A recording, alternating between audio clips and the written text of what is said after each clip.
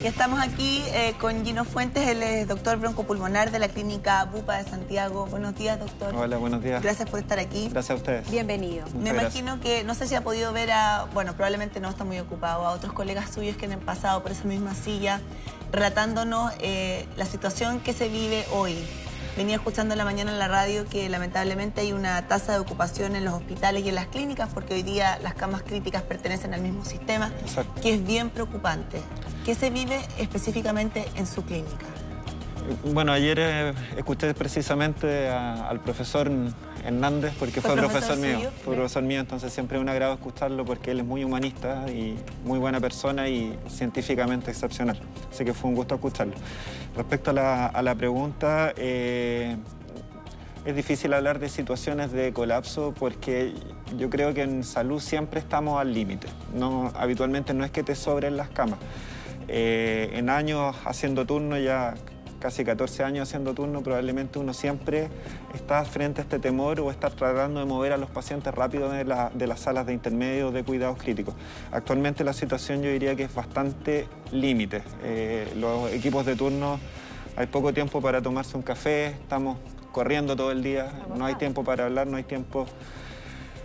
A veces siento que se nos ve un poco como máquinas, que tenemos que estar todo el día viendo pacientes y es necesario de repente dialogar con tus colegas, desahogarte, botar un poquito la pena que puedes tener.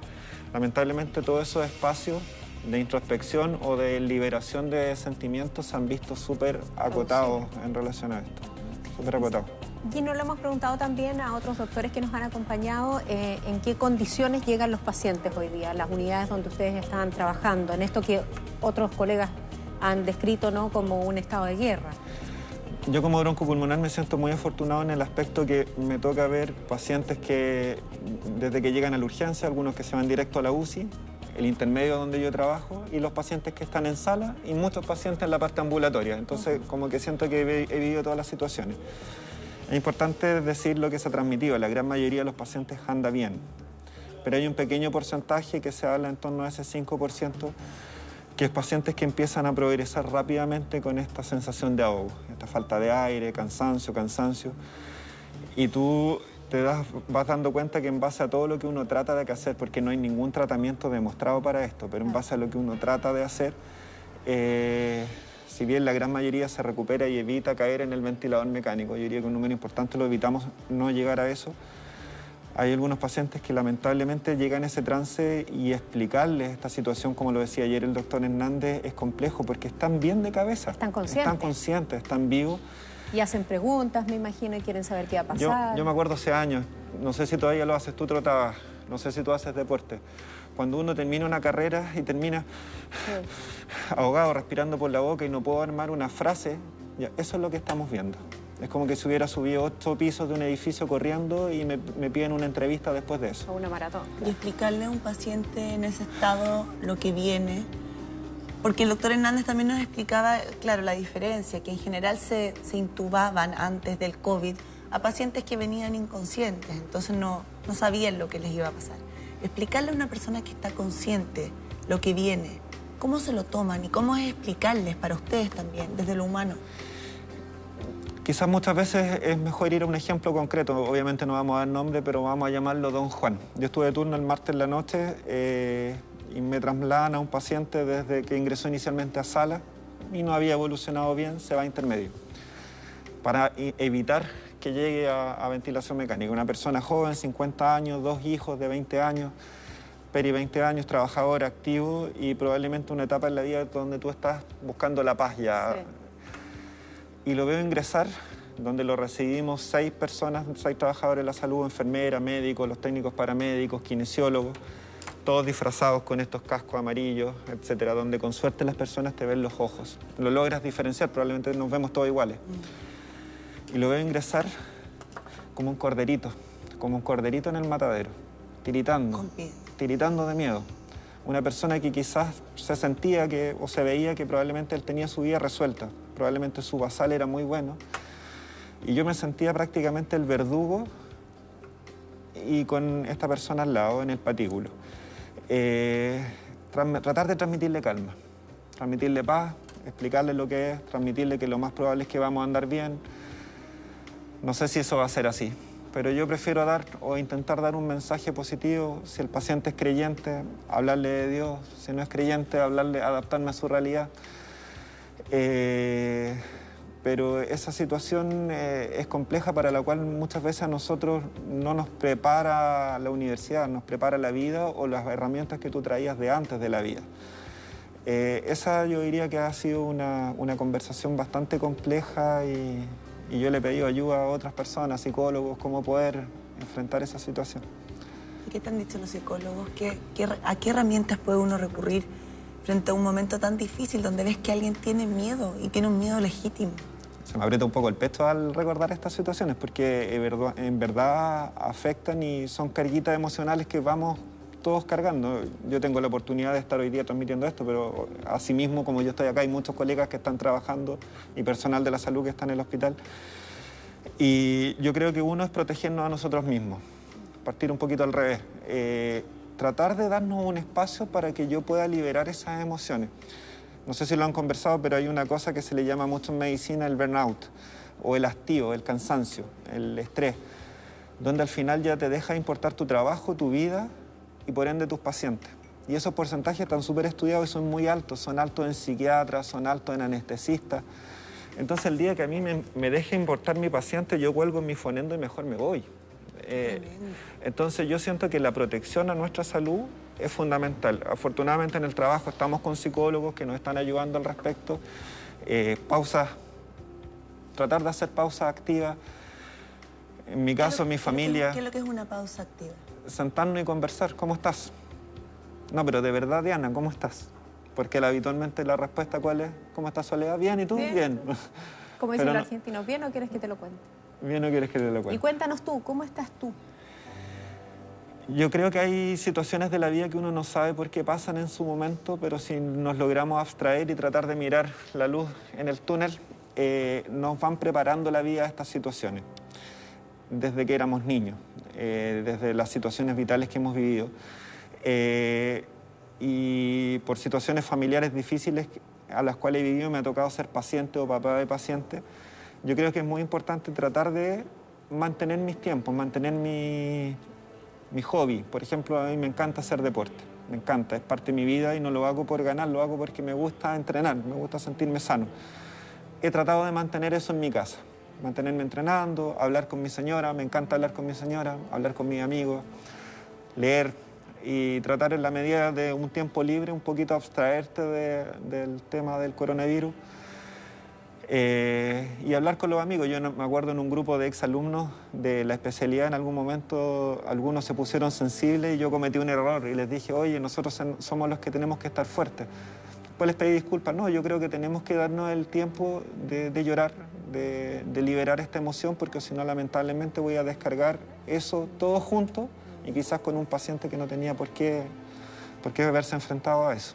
Además que cada uno de ustedes tiene su historia particular, todo, sus dolores, sus pequeñas cruces que cargar. Tú nos dices que has sido paciente o has sido papá de paciente, porque tú tienes un hijo en una situación especial, que me imagino que eso también en alguna parte de tu corazoncito te tiene con una sensación de alerta especial y de miedo. Yo viví una vida muy sana.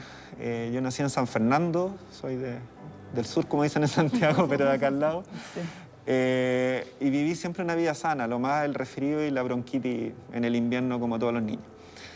Y de un momento a otro me caso y a los 3, 4 años nace Agustín y a las 12 semanas nos dicen, Agustín viene con una enfermedad del corazón. Una enfermedad grave, una cardiopatía congénita que no tiene el ventrículo izquierdo es el que te lanza la sangre a todo el cuerpo, incompatible con la vida. Obviamente la primera sensación es negación, esto no me está pasando. Teníamos la experiencia de una otra compañera de universidad que había pasado por algo similar, entonces eso quizás nos dio la esperanza o el caminito amarillo a aferrarnos a algo. Y de repente la vida, que era tan sencilla, tú ves tus fotos de matrimonio donde es todo felicidad, probablemente esta vida va a ser y vivieron felices para siempre, y tú te das cuenta, no, esta es la vida, ahora parte la vida, ahora parte la realidad. Y sí, con Agustín nos hemos visto enfrentados a saber que si viene la semana 13 de embarazo y no sabes si tu mujer va a seguir embarazada o no, la 16, la 20, la 37 nació. Y ves a este niño que apenas puede hacerle el apego, apenas puede abrazarlo y se tiene que ir a la UCI, se intuba. A los 7 días de nacido, su primera cirugía, el pecho queda abierto 3 semanas. Y después a los 6 meses otra cirugía y al año y medio. Sabes que este corazón ya no da más para más, no hay más tratamiento. Que podemos hacer trasplante, pero nadie se trasplanta a esta edad. No existen los trasplantes a esta edad. Nadie se ha trasplantado con esta condición de base. Tratemos, bueno, tratemos. Así que sí, obviamente uno aprende a vivir un poquito con miedo. El miedo yo creo que no es malo. El miedo es una emoción que nos dice, ojo, alerta, pero que yo creo que uno tiene que tratar de aprender a que no te inmovilice tampoco.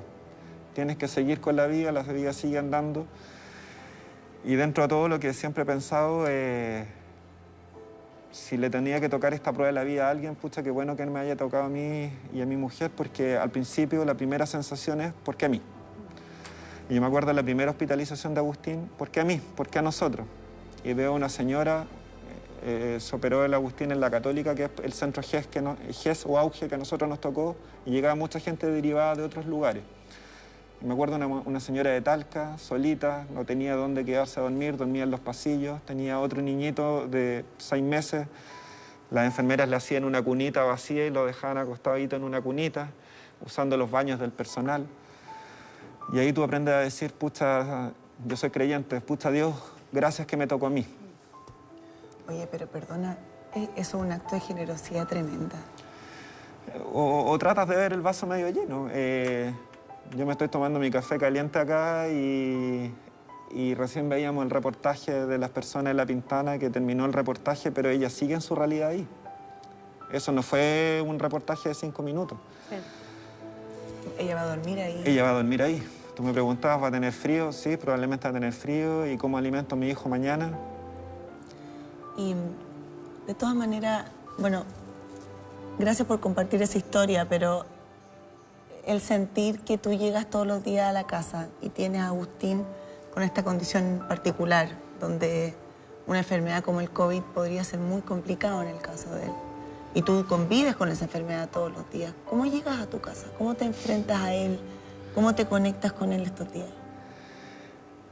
Yo creo que la clave ha sido tratar de conversar y con mucha sinceridad con mis hijos y con mi mujer. Hay un juego en Facebook, una entrevista, no sé si ustedes lo ocupan, pero me dio risa el otro día, que era hacerle unas preguntas a tus hijos para ver cómo están viviendo el COVID ellos, y esto te lo recuerde por los años.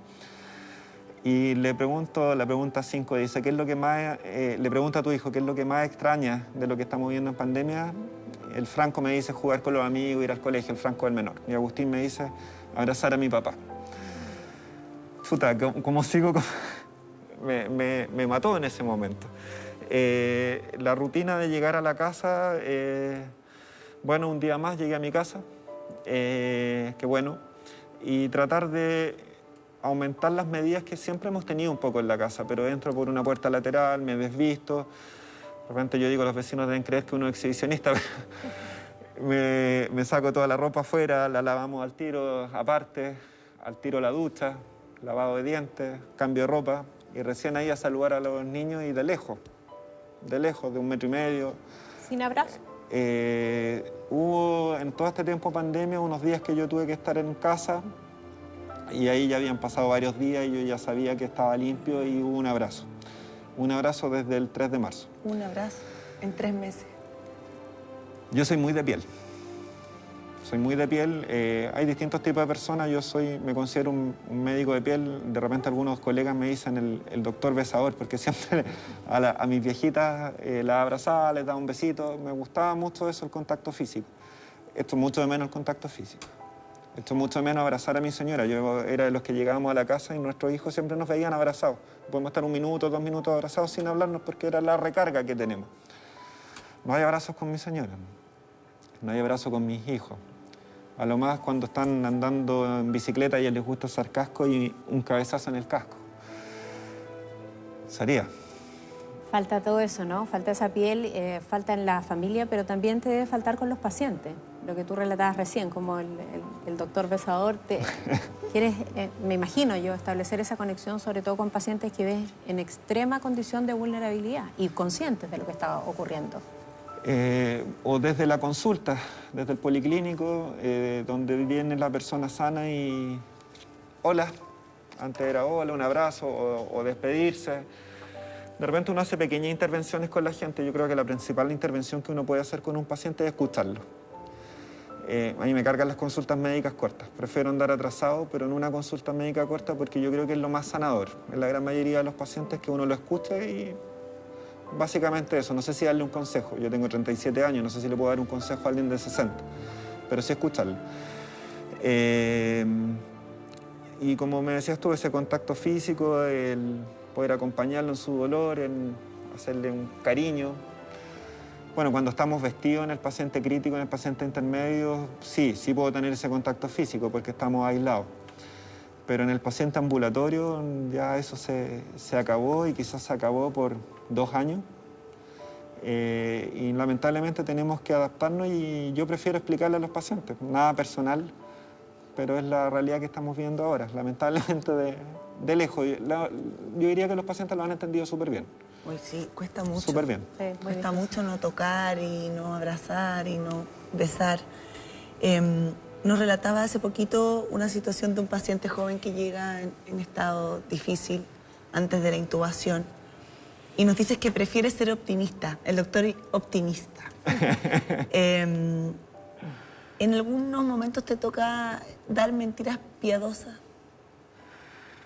No quería que me preguntaras eso. Mi señora, es que antes de ir al aire yo te iba a contar y no alcanzamos. Justo me pasó eso, como te decía, yo ayer me senté un poco lejos ahí de mi señora y empezamos a conversar y le comentaba, y me dice ella, ¿y tú das mentiras piadosas? Quizás está mal que te diga que sí, pero sí. Yo prefiero dar una mentira piadosa. Nosotros, la medicina, no sé si es tan ciencia. La ciencia es 1 más 1 es 2. La medicina no tiene eso, tiene probabilidades y nosotros nos basamos en torno a probabilidades y no está el blanco ni el negro, hay una escala de grises gigantesca. Y si bien hay probabilidades de que un paciente ande bien o no, para mí el paciente es el 100% y su vida es su 100%. Tú no te vas a quedar tranquila si yo te digo, oye, hay un 1% de que te enfermes, ¿no? Pero para mí es mi 100%. Entonces yo creo que el factor anímico en una enfermedad que tiene desde el punto de vista fisiopatológico tanta inmunidad de por medio, el factor anímico yo creo que le hace muy bien al sistema inmune. Y eso se sabe en otras enfermedades, las enfermedades oncológicas, las enfermedades cardíacas, enfermo con depresión, anda mal. Si yo tengo que dejarle un tratamiento muy importante a un enfermo después de un infarto, es manejarle su depresión, probablemente el tratamiento más importante. Entonces, el lugar donde yo trabajo, la humanidad es fundamental. El trabajo humanitario es como nuestra misión y nuestra visión. Entonces, si ese trabajo humanitario involucra una mínima mentira piadosa, y no sé si es mentira, porque yo tampoco sé qué va a pasar, pero prefiero transmitirle, vamos a andar bien, vas a volver a estar con tu hijo. Y nuevamente recurro al tema deportivo. La otra vez lo hablamos hace un par de semanas, tu marido también hace bicicleta. Sí. La bicicleta, siempre decimos, es 1/3 bicicleta, como anda la máquina, 1/3 es corazón y 1/3 es cabeza. Las carreras se terminan con la cabeza. No hay atletas que no terminen con la cabeza. Y ahí, porque cuando tú vas peleando, ¿quién va a llegar primero? El que tiene más ganas de ganar va a ganar. Porque ahí no hay uno mejor que el otro. El que tiene más ganas de ganar va a ganar. Perdón la redundancia. Y acá esto es una carrera, es una maratón y el cuerpo se somete a un estrés fisiológico gigantesco. Yo miro a los pacientes y están a veces a pulso de 120, 130, que es lo que yo tengo cuando estoy haciendo deporte. Están respirando 36 por minuto, que es lo que yo hago cuando voy subiendo a Farellones. Y están ahogados y no pueden hablar estando en reposo. Entonces claramente ellos están viviendo una carrera y cuando se recuperan se sienten cansados porque corrieron una carrera. Si yo le digo a este deportista, no, sabes que yo creo que tú no vas a ganar, yo creo que tú no vas a andar bien, no, yo creo que le tengo que dar optimista, Juan, vas a ganar, vas a andar bien, tus hijos te necesitan en la casa. Entonces no sé si es una mentira piadosa, yo creo que más que nada es es lo mínimo, es lo que a mí me gustaría escuchar si yo estuviera en la condición de este paciente Juan. De todas maneras, de todas maneras. ¿Y cómo son esas conversaciones con los pacientes, Gino? Porque lo hemos dicho acá, llegan muy conscientes ellos, ¿no? Tú ya tienes esta experiencia tremenda, desgarradora de someter un hijo a un trasplante de corazón, hacerse todas las preguntas ahí que yo me imagino, ¿no? ¿Va a vivir o no va a vivir? ¿Estará con nosotros? ¿No va a estar con nosotros? Cuando estás enfrentado a la vulnerabilidad máxima entre la vida y la muerte, ¿cuáles son las preguntas que traen los pacientes para ustedes y cómo respondes esas preguntas en los momentos más críticos, por supuesto, de personas que están contagiadas de coronavirus? A ver, hay muchos pacientes que ingresan y la PCR, este examen, se demora un poquito. Y en algunos casos demora un poco más. Y no tenemos el resultado, pero nosotros ya diría que hemos afinado el ojo y tú sabes cuando un paciente viene con coronavirus.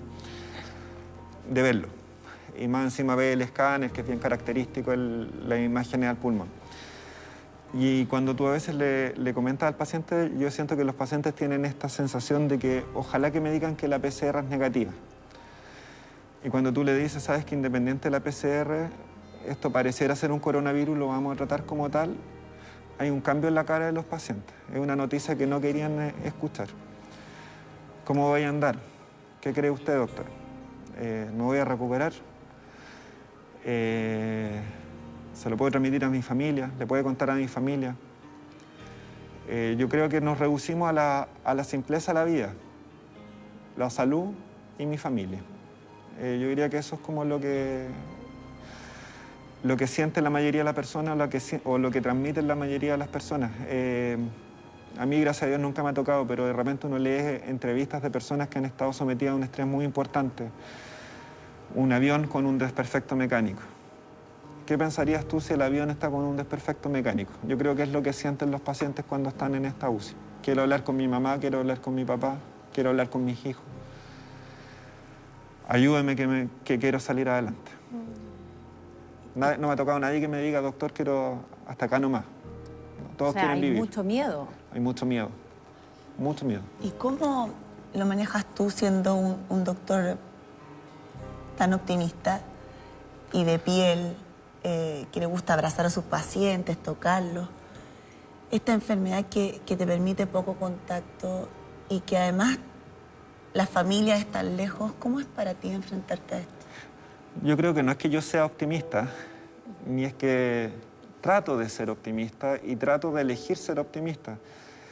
Y hay días que el estado de ánimo es bastante bipolar, hay días que uno amanece un poco más pesimista y trato de agarrarme de un amigo que está optimista. Y hay días que uno amanece más optimista. Yo cuando volví a trabajar estuve varios días fuera, hoy volví con una sonrisa de oreja a oreja al trabajo. ¿Querías volver? Quería volver, por supuesto. Extrañaba mucho mi trabajo.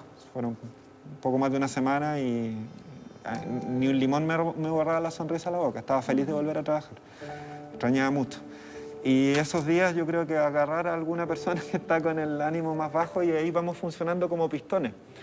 Entonces, en ese aspecto, yo creo que es la lección. Elijo amar, elijo ser optimista, pero no es que yo lo sea. Trato de elegir andar con buen ánimo, no todos los días ando con buen ánimo. Y hay días que uno no responde de la mejor manera. Tratar de pedir disculpas o elegir pedir disculpas los días que he cometido errores. Pero ser sinceros con nosotros mismos. No hay doctores perfectos, no hay pacientes perfectos, no habemos personas perfectas. Somos humanos, no somos nadie superhéroe acá, nadie. Que parece que ha sido algo que han dicho varios colegas y yo estoy totalmente de acuerdo. Pero yo puedo tratar de elegir ser un superhéroe para este paciente y sacarlo adelante, tratar de cumplir mi rol de la mejor forma. Pero yo creo que siempre pidiendo ayuda. Y a propósito de la ayuda, ¿has tenido preocupación por tu salud mental en algún momento? Mucha preocupación por mi salud mental. Bueno, la preocupación no sirve de mucho. Yo creo que la más importante es la ocupación. Mi mamá siempre me decía eso. No te preocupes por la prueba, ocúpate de estudiar. Sí, es cierto. Buena frase, la voy a adoptar en mi casa. Bueno, las mamás son sabias. Entonces, ¿cómo que se llama? Se me fue la pregunta, sí, perdón. Si estabas, ocupándote de tu salud mental. Sí, Yo creo que tenemos que reconocer, yo tiendo a tener, desde niño he tendido a tener muchas veces ánimo un poco más hacia abajo, más depresivo. Y he pasado por depresión, he vivido depresiones, he pasado duelos. En 2018, cuando se trasplantó el Agustín, yo estuve con licencia psiquiátrica y muchas veces con dificultad para poder aferrarte a seguir teniendo incluso ganas de vivir. No es que tú estés pensando me quiero morir, pero las ganas están medio empatadas de seguir. Entonces yo creo que lo mejor es reconocer que tú eres lábil y si no lo eres, lo vas a estar. ¿Qué estoy haciendo? Tengo un psiquiatra, tengo un psicólogo, estoy pidiendo ayuda, estoy hablando con mis amigos. Nosotros cuando nos entreno, algunos días nos juntamos y por aplicaciones vamos conversando mientras entrenamos con los amigos y por telemedicina y como que si fuéramos saliendo andando juntos en carrera. Yo no dejo mi deporte, siempre decimos los que hacemos ciclismo, esta es mi fluoxetina, este es mi antidepresivo. Y mi señora, que no le gustaba antes que yo saliera a entrenar tanto, porque de repente uno se va 6 horas para afuera. Lo sé bien. Lo vivo. Ahora me agarran la bicicleta, me pasan el casco y... Bueno, no ahora, pero antes me mandaban a entrenar porque saben que tú vuelves con una actitud distinta. Entonces, insisto en eso, yo creo que preocuparnos de que... O pedirle a tus amigos. Hace poquito un muy buen amigo, Ricardo, me agarró, me llevó a una pieza. Gino, estáis mañoso. ¿Qué pasa? Bajemos los ánimos, sí, tenéis razón, disculpa, me pasó esto. Y también al revés, tratar, no es que yo lo haga, pero trato, si yo te veo mañosa, oye, que es pesada la Diana, mejor pensar al distinto.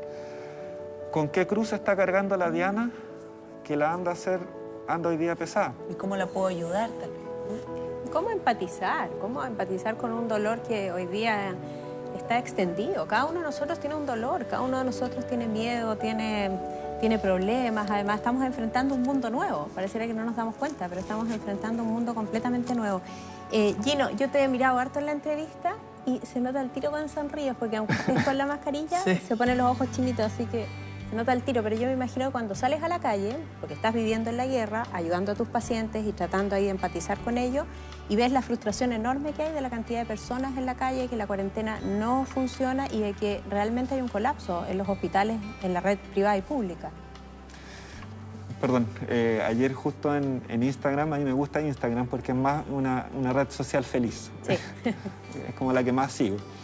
Y una amiga, María Jesús, que es una enfermera, que éramos colegas antes en otro lado, me dice, me postea, me etiqueta en un cuadro y dice, aprendamos a reírnos con los ojos. Y salían los médicos con los ojitos chinitos. Así que sí, hay que aprender a reírse con los ojos. Pucha, yo trato de ver nuevamente el mensaje optimista. Así como decía, escuchaba hoy día en la radio el alcalde Guevara, que ayer se pidieron 600.000 permisos. El intendente, sí. El intendente Guevara, 600.000 permisos. Bueno, pero quizá hay 5 millones de personas que sí se quedaron en la casa. Entonces siento que de repente damos el mensaje un poco erróneo a las personas que nos están escuchando ahora en la casa. Son personas que se quedaron en su casa. Y a veces el cura reta a los que van a misa y no a los que no van a misa, como decían antes. Yo quiero querer agradecer a las personas que han empatizado, que pudiendo salir, se están quedando en su casa. Y la clave de nosotros como sociedad, y yo he anotado acá un poquito qué es lo que queremos como sociedad, las crisis, los grandes momentos de crisis en la vida, o los que te provocan mayor dolor, yo creo que son los que nos hacen crecer más como personas, pero por lejos. Y muchas veces como sociedad tratamos de evitar las cosas que te dan dolor, y nos da miedo. Si yo elijo no tener dolor, obviamente voy a elegir no tener dolor. Pero pucha que nos hace crecer. Y por eso los adultos mayores son tan sabios. Que yo creo que son los que más han empatizado con esto de quedarse en casa. No porque son población de riesgo, sino porque ya han vivido otras experiencias similares. Y yo creo que lo que nos falta como país para ser mejor familia es empatizar. A mí me da pena cuando muchos amigos deportistas han mostrado quiénes son verdaderamente y siguen saliendo a entrenar al cerro. Tú dices, oye, pero hace bien entrenar, sí, pero si te caes, ¿a qué UCI vas a ir? No hay UCIs. Voy a tener que gastar mi recurso en una persona que no lo necesitaba y dejar de atender a otra que sí lo necesitaba de verdad, que no eligió contagiarse, por ejemplo. Entonces yo haría básicamente ese llamado a las personas que siguen saliendo por razones no esenciales. Hay muchas razones esenciales desde el punto de vista social y yo las comparto plenamente. Las comparto plenamente y ustedes lo han mostrado y agradezco que la muestren, porque ese es Chile. Ese es el verdadero Chile. Sin duda. Un país desarrollado en 3 cuotas precio contado. Ese es Chile. Entonces no pudiste tomar las 3 cuotas precio contado, tuviste que salir y nos mostró el Chile pobre. El Chile que muchas veces no tiene este comodín económico. Pero las personas que sí pueden quedarse, por favor que se queden. Aunque ya hayan pasado por el COVID, por último, por empatizar por quienes no han pasado por esto. A mí me da un poquito de pena, no rabia, pero me da pena cuando de repente estás en el turno y para distraerte un segundo quizás entra a una red social y ves que tus amigos, tus partners, andan entrenando en el cerro. No entendieron nada. ¿Y qué les dices? ¿O qué les dirías ahora? Ayúdame. Ayúdame. ¿Sabes qué? Dame ánimo, porfa. Necesito tu fuerza de que verte entrenando en la casa porque eso me hace darme optimismo para la batalla que tengo que dar todos los días, para la que tenemos que dar todos los días. Y en esa batalla que tú tienes que dar todos los días, ¿qué rol cumple tu mujer? Bueno, es mi mejor amiga y es la persona más, con respeto a la mamá, pero actualmente es la persona más importante de tu vida. Con ella tú elegiste crear tu proyecto vital. Es de la persona que estoy enamorado, que me hace feliz, que me da fuerza para el día a día, que me calma.